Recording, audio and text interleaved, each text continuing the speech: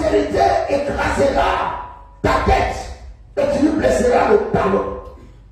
Mes amis, c'est encore une grande révélation. Une femme d'accouchement seule. Et généralement en Israël, ce n'est pas la femme la postérité. La postérité est à l'homme. Mais Dieu prend l'engagement désormais de travailler avec la femme. Et il va se trouver que Dieu, voulant corriger cette situation, a cherché à trouver des hommes pour réparer la situation. Noé va naître. Et ça sera un espoir.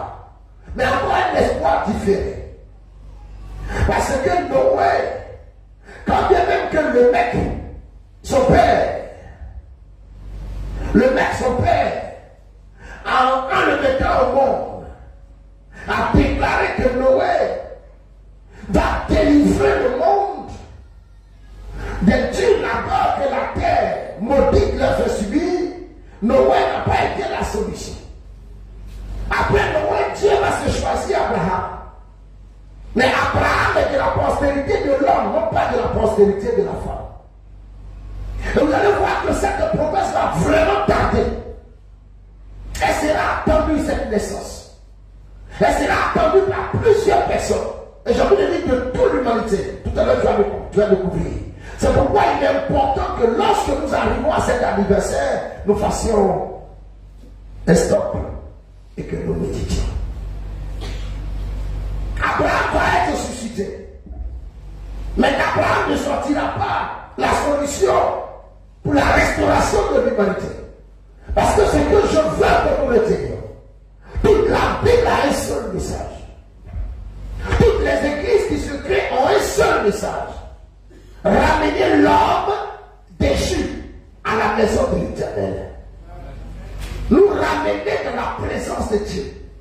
Quelle que soit la forme de la communauté que tu as, quelle que soit l'onction pastorale que tu as, l'objectif principal, c'est de permettre à quelqu'un qui était perdu dans le monde de revenir à l'Éternel pour récupérer ses droits. Voici la vision essentielle. Alors Dieu va continuer le cheminement. Abraham, ça ne marche pas. Jusqu'à ce que Dieu annonce par Esaïe, les hommes attendent. Quelle est cette postérité qui viendra écraser la tête du Seigneur pour nous libérer totalement? C'est une promesse, mais elle a parcouru le temps. Jusqu'à ce que Esaïe, en Esaïe 7, verset 14, au moment où tout le monde pensait que la promesse ne va pas s'accomplir, au moment où tout le monde n'espérait plus en la promesse, Esaïe va s'élever et il va déclarer Esaïe 7, 14. C'est pourquoi le Seigneur lui-même vous donnera un signe. Voici la jeune fille deviendra enceinte. Elle enfantera un fils. Et elle lui donnera le nom d'Emmanuel. Parce que Dieu n'était plus avec nous. Dieu, à cause de notre iniquité, n'était plus avec nous. Mais Dieu, par Esaïe, va dire, voici la promesse. Je réactive la promesse. Pour vous bénir, je réactive la promesse. Quelqu'un me suit ce matin. Je réactive la promesse. La jeune vierge, j'avais dit que c'est la postérité de la femme, non pas la postérité de l'homme.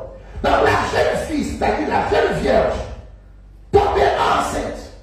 Ça sera le signe de ce que je viendrai au milieu de vous. La jeune vierge tombera enceinte. Et elle enfantera un fils. Le nom de ce fils sera Emmanuel. Dieu avec nous. Écoutez-moi bien, le tabernacle n'a pas été Emmanuel. Ils sont pas d'accord.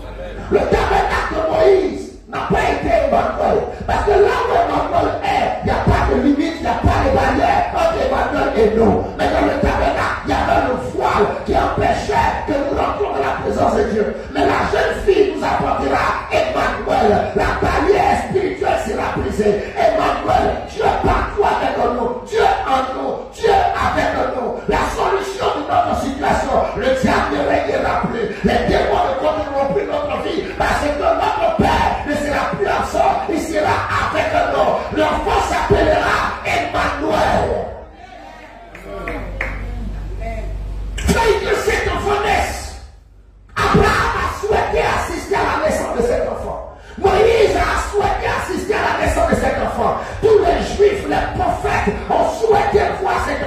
Il y a quelqu'un qui dans sa vie a fait un vœu pour dire Seigneur, tu ne permettras pas que je meure parce que je le vois cet enfant naître.